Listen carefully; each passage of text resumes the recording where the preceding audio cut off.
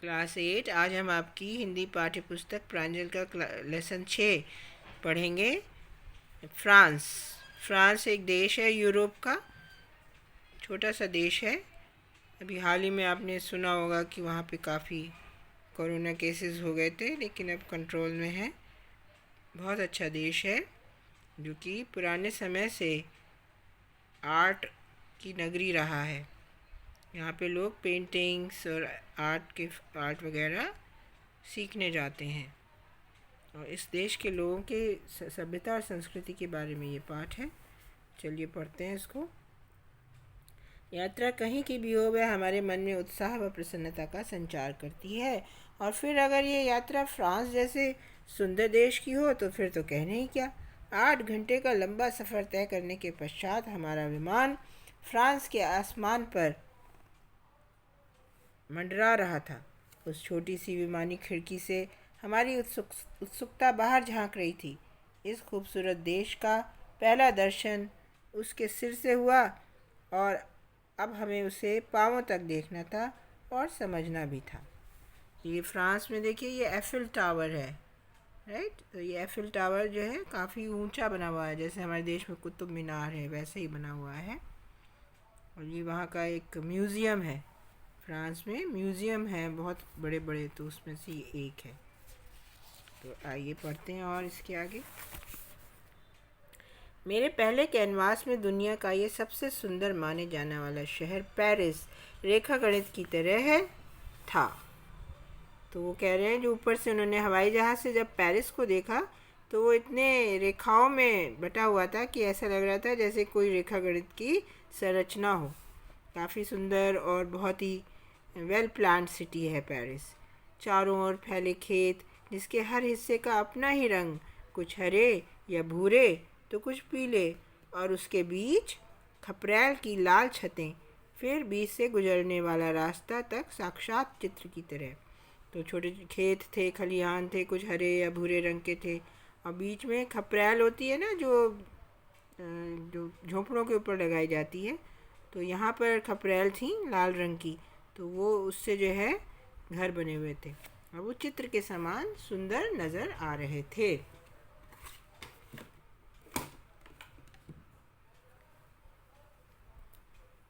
France और French लोगों के बारे में हमने सिर्फ सुना था।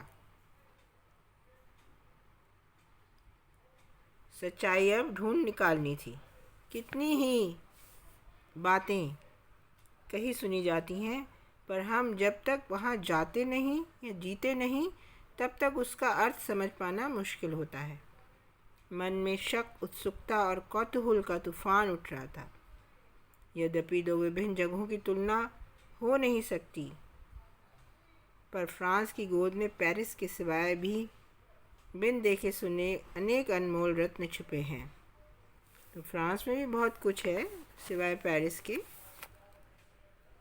दक्षिण फ्रांस तो पृथ्वी का स्वर्ग ही है।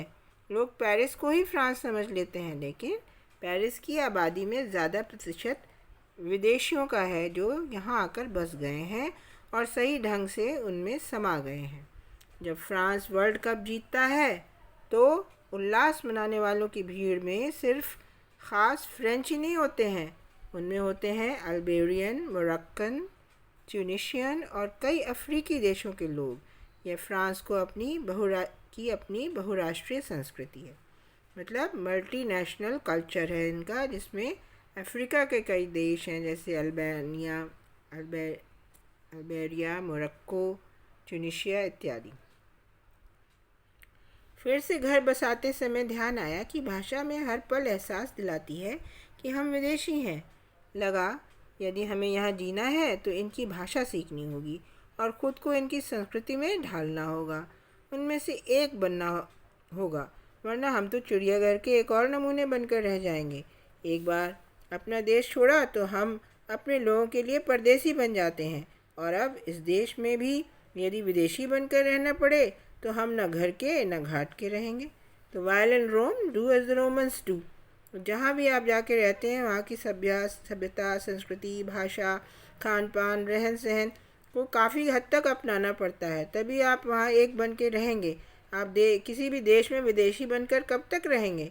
आप पर्यटक बन के जाएँ तो बात अलग है, लेकिन अगर आप वहाँ रहने के लिए जा रहे हैं और शायद कुछ महीने भी रहना पड़े तो भी आपको बहुत कुछ सीखना पड़ेगा।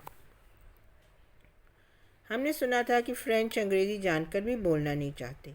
ये धूल किसने उड़ाई पता नहीं, पर इन धूल कणों में कोई वज़न नहीं। तो कहते हैं ना, फ्रांस में इंग्लिश को हेट करते हैं, इंग्लिश नहीं बोलते कोई भी, सब अपनी भाषा को ही प्राथमिकता देते हैं, फ्रेंच में ही बात करते हैं। तो धूल उड़ाने का मतलब अफवाह उड़ाने का, लेकिन इस अफवाह में कोई भी वज़न नहीं है। असल बात तो यह है कि फ्रेंच लोगों के लिए अंग्रेज़ी बोलने की कोई वजह ही नहीं है।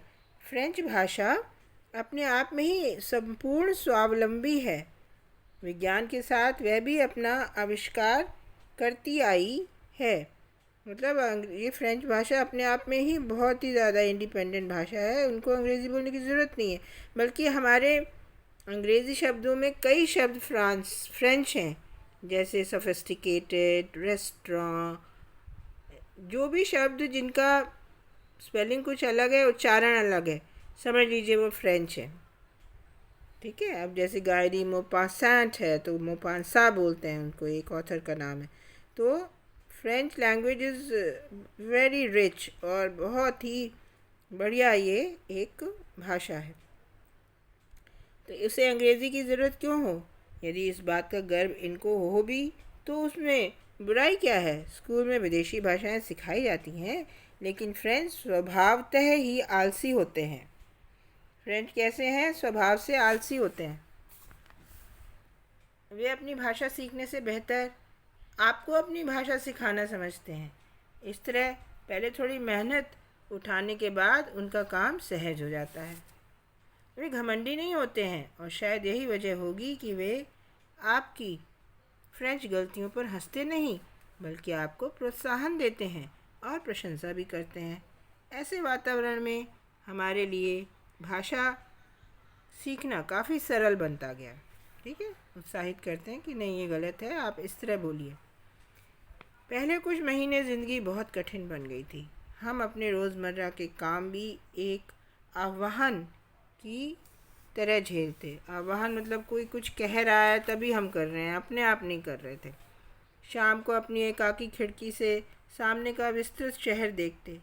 अकेलापन और उदासी शाम में ढलती और सामने का वही दृश्य अंधेरे में डूबने से पहले ही हज़ारों बत्तियों की टिमटिमाहट से जाग उठता और फिर से रोशनी उनमें आकार भर देती।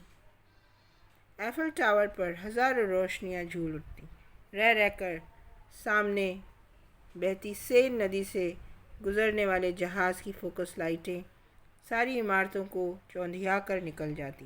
तो पास ही समंदर था, उसमें वहाँ जहाज़ आते थे, उनकी रोशनियाँ पड़ती थी इनकी इमारतों पे। और एफिल टावर आपको पता ही है, अभी दिखाया आपको उसकी फ़ोटो, वहाँ पे बहुत सारी रोशनियाँ आ जाती थी। और सामने जो है सेन नदी थी, तो उसके पास ही पेरिस बसा हुआ है, वो भी वहाँ पर भी लाइटें चमकती थी। रास्ते पर गाड़ियों के झुंड एक दूसरे का पीछा करते और हमारी अनाथ आँखों से यादें टपकती। हम झट से टेलीविज़न के सामने बैठ जाते और कानों पर पड़ने वाले निरर्थक शब्दों में अर्थ खोजते। निरर्थक क्यों? फ्रेंच शब्द थे, अभी इनको वो भाषा आती नहीं थी, उसका मतलब नहीं समझ आता था उनको। धीरे धीरे भाषा पर काबू आने लगा, जान पहचान बढ़ी और साथ ही नौकरी भी मिली। हमारा विश्व व्यापक होने लगा, हमारा मतलब दुनिया विस्तृत होने लगी, व्यापक माने बड़ी होने लगी।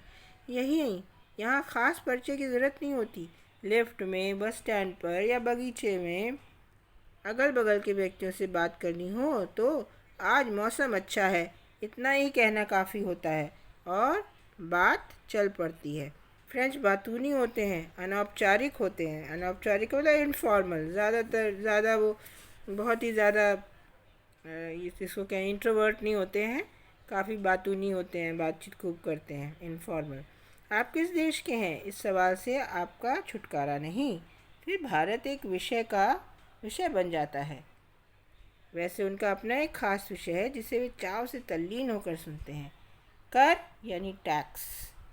यहाँ स्पेशल सिक्योरिटी का कानून है। सिक्योरिटी में सुरक्षा। हर बेकार या वृद्ध नागरिक सरकार की तरफ से मदद पाता है।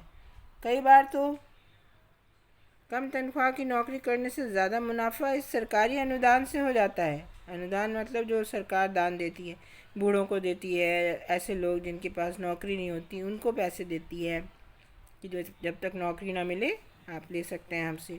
तो नौकरी से भी ज़्यादा उनको इसमें मुनाफा हो जाता है। फ्रांस में हज़ारों की तादाद में विदेशियों को आश्रय मिलता आया है और इन आश्रितों पर सरकार को काफ़ी खर्च करना पड़ता है। सरकार ये सारे खर्चे कर के रूप में नागरिकों से वसूल करती है। लोगों की रोज़ी रोटी के हिस्से बढ़ते हैं और बेकारों की संख्या बढ़ती है। इसलिए ही टैक्स की कहानी हर फ्रेंच की ज़ुबानी सुनने को मिलती है। मतलब ये कि जो विदेशी आश्रित हैं उनको भी देती है, ये भत्ता देती है सरकार। और कैसे मिलता है ये भत्ता? नागरिकों से टैक्स के रूप में वसूल किया जाता है। और जब आप विदेशों में देखते हैं इतनी अच्छी सुख सुविधाएं हैं, वो भी नागरिकों से टैक्स वसूल करके उन सुविधाओं को नागरिकों को दिया जाता है। हमारे यहाँ भी टैक्स लगता है। एक तो टैक्स लोग देना नहीं चाहते और जो दे देते हैं तो वो लोगों की सुविधाओं पे खर्च ना होकर कुछ हमारे ऐसे नेता हैं या कुछ ऐसे सरकारी अफसर लोग हैं तो उनके पास चला जाता है पैसा, उनके पर्सनली उनके अकाउंट में या फिर वो उनकी प्रॉपर्टी बनाने में। तो क्या होता है, जो हमारे जो नागरिक हैं वो सब सुख सुविधाओं से, जैसे सड़कें हो गई, पुल हो गए, अस्पताल हो गए, स्कूल हो गए, इन सब में उनको ये सुविधा नहीं मिल पाती। भारत के भाषा के साथ साथ हमने फ्रेंच खाने की मेज़ की तरफ भी अपना ध्यान बढ़ाया। खाने की मिसाल नहीं, इनके पारंपरिक रेस्तरां छोटे घरेलू ढंग के होते हैं। खाने में जो चीज़ पकती है उसका खुद का स्वाद टिकाए रखना और सौं या मसाले से सिर्फ जायका बढ़ाना, ये इनका अपना हुनर है। पारंपरिक मीन्स जो इनके जो पुराने समय से चले आ रहे हैं, छोटे छोटे रेस्तरां होते हैं वहाँ पे, और ये सौं या मसाले से उसका स्वाद बढ़ाते हैं अपने खाने का, ये हुनर इनके पास है। फ्रांस में खाना एक श्रृंगार है, एक यज्ञ है। मेज़ लगाना उसी का एक अनिवार्य भाग है। अनिवार्य यानी ज़रूरी भाग है। हर पदार्थ को रखने के लिए एक अलग विशिष्ट प्लेट, अपना चम्मच और कांटा। हर खाने के पकाने का ढंग, सामग्री अपनी अपनी। क्या याद रखूं और क्या छोड़ूं? यदि हम उनके खाने का मर्म समझ सकें तो उनके बेसमेंट वाले पत्थरों की दीवारों के छोटे और पारंपरिक रेस्तरां में मोमबत्ती की रोशनी के तले उनके खास हरे सलाद, फ्रेंच बगेट, ब्रेड, फवाया, बतख का लिवर जो उनकी विशिष्टता है, के साथ उन्हीं की तरह उस मेज़ पर अपनी शाम लुटा दें। तो ये सारी शाम अपने खाने में खाते हुए बिताते हैं। छोटे छोटे रेस्तरां में बेसमेंट होता है, जो तली से नीचे बने हुए रेस्तरां होते हैं, वहाँ पे कैंडल लाइट में ये लोग खाना खाते हैं अपना। उसमें कई तरह के खाने हैं। हर देश में, हर एरिया के खाने की कोई विशेषता होती है। सलाड्स बहुत खाते हैं ये लोग। ब्रेड इनकी बगेट कहलाती है। बतख का लिवर फ्राया कहलाता है। अक्सर हम पाश्चात्य देशों को एक नज़र से देखते हैं और उन्हें एक ही समझते हैं, लेकिन यूरोप और अमेरिका दो अलग खंड तो हैं ही। उनकी संस्कृति, रहने का ढंग, खाने का तरीका, सोचने का ढंग, उनकी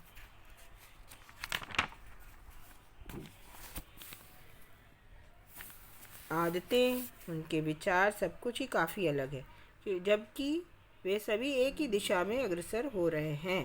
मतलब अमेरिका अलग कॉन्टिनेंट है, अमेरिका में आता है, ऊपर कनाडा है, नीचे USA, United states of America है। तो वहाँ की सभ्यता, संस्कृति, खान पान सब अलग है यूरोपीय देशों से। यूरोप के छोटे छोटे देश हैं, तो उनमें फ्रांस एक है, और एक ही दिशा में अग्रसर हो रहे हैं, यानी प्रोग्रेस कर रहे हैं। फ्रेंच समाज परिवार से काफ़ी जुड़ा होता है। बच्चों पर उनके अभिभावक हर तरह से ध्यान देते हैं, उनके शिक्षण पर खर्च करते हैं और अपने पैरों पर खड़े होने तक बच्चे अपने माता पिता के साथ ही रहते हैं। लेकिन इसी के साथ साथ वे उन्हें स्वावलंबी बनाते हैं।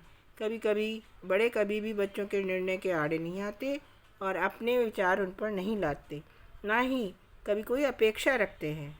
यानी कि माँ बाप ध्यान तो देते हैं बच्चों को पर, जब तक कि वो इंडिपेंडेंट ना हो जाए, लेकिन अपने विचार या अपने डिसीजंस उनके ऊपर नहीं लाते, और ना ही उनसे उम्मीद रखते हैं कोई कि वो, जैसे हमारे यहाँ पे तो भाई बहुत है कि बच्चे बुढ़ापे में माँ बाप का ख्याल रखेंगे एंड ऑल दैट। वहाँ ऐसा कुछ नहीं है। उनका नाता दिए की तरह होता है। एक दिया दूसरे दिए को जलाता है। बच्चे साधारणतः 22 साल की उम्र में अपना घोंसला अलग बनाने में लग जाते हैं। संयुक्त परिवार की पद्धति नहीं, लेकिन संबंधियों में प्रेम और संबंधों की गर्माहट बनी रहती है। आमतौर पर विद्यालय के समय स्थापित दोस्ती मरते दम तक टिकी रहती है, पर यहाँ आप यदि पड़ोसी या काम या नौकरी से संबंधित जगहों पर सालों तक किसी से मिलते रहें तो भी ये संबंध घर तक नहीं आते। जान पहचान की कड़ी को दोस्ती में बदलते हमने कम ही देखा है। तो भाई रिश्तेदारों के साथ तो काफ़ी इनके अच्छे रहता है संबंध, और अगर स्कूल टाइम की दोस्ती है मरते दम तक रहती है, लेकिन वर्किंग प्लेस में जो जान पहचान होती है वो घरेलू जान पहचान में कम ही बदलती है। कहते हैं पेरिस कभी सोता नहीं, ये सच है। रात के किसी भी प्रहर यहाँ सड़कों पर लोग आते जाते दिखाई देते हैं। हमें सबसे अचरज इस बात का हुआ कि लड़कियाँ और महिलाएं देर रात तक बिना डर या झिझक के अकेले घूम फिर सकती हैं। उन्हें किसी तरह के खतरे या छेड़छाड़ का सामना नहीं करना पड़ता। इसका कारण या तो आप शासन व्यवस्था कहिए या फिर सामाजिक गठन। फ्रांस और भारत के संबंध अच्छे हैं, इसमें संदेह नहीं, लेकिन फ्रेंच लोगों का भारत और भारतीय लोगों के प्रति जो प्रेम और आदर है, और हमारी संस्कृति और आचार विचार रहन सहन के बारे में जो एक अनोखा कतूहल है, वह बयान नहीं किया जा सकता। हमारा इतिहास, धर्म, हमारी संस्कृति, हमारी कला उन्हें आकर्षित करती है। यहाँ आकर भारतीय होने के फ़ायदे हमें समझ में आने लगे। धीरे धीरे हम यहाँ सामान्य जीवन जीने लगे और बदलने भी लगे।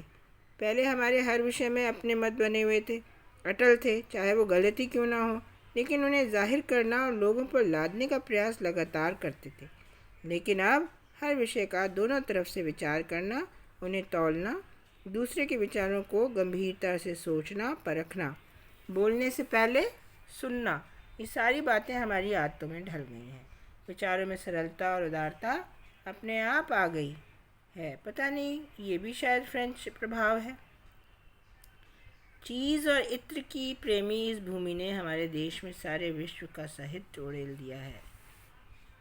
ने अपने देश में तो क्या चीज़ माने पनीर, और इत्र यानी परफ्यूम, इन दोनों के लिए भी फ्रांस फेमस है।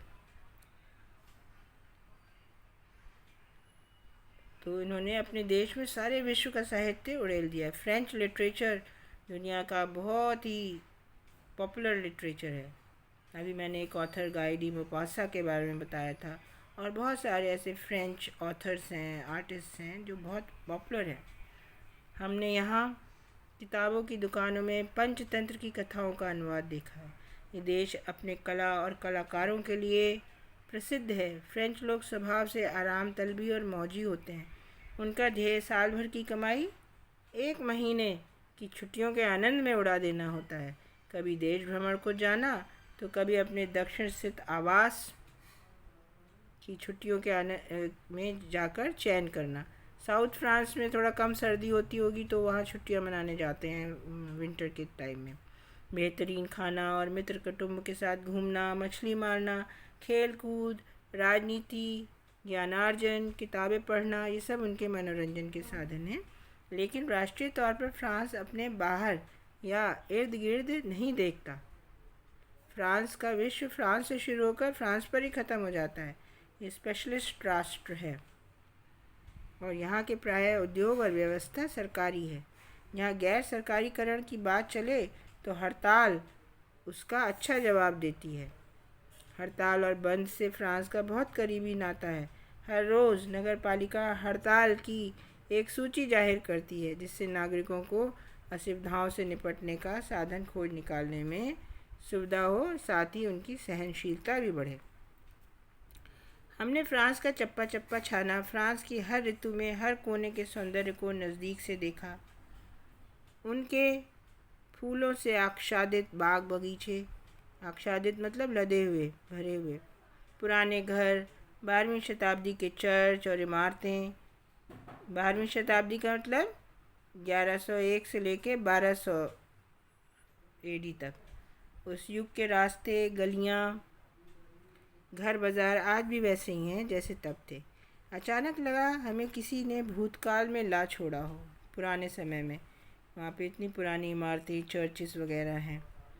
इन पुरानी इमारतों, संग्रहालयों की देखभाल सरकार बड़े यत्न से करती है। रास्तों पर कहीं गंदगी या तोड़ फोड़ के निशान नज़र नहीं आए। चौराहे पर फूलों के सांप जैसे गुलदस्ते बिछे हुए। हर महत्वपूर्ण जगह पर स्पॉट लाइट्स और फव्वारों की सजावटों का वैभव झरने की तरह बढ़ता नज़र आता था। फ्रेंच समाज अपनी संस्कृति, सभ्यता, इतिहास और परंपरा से इतना जुड़ा हुआ है कि हर नागरिक उसे संजोने में हाथ बटाता है। उनका नागरिक अब तोड़ता फोड़ता नहीं है, गंदगी नहीं करता, हर एक कोई हाथ बटाता है अपने देश को सुंदर रखने में। उनको अपने इतिहास और परंपराओं से इतना प्रेम है।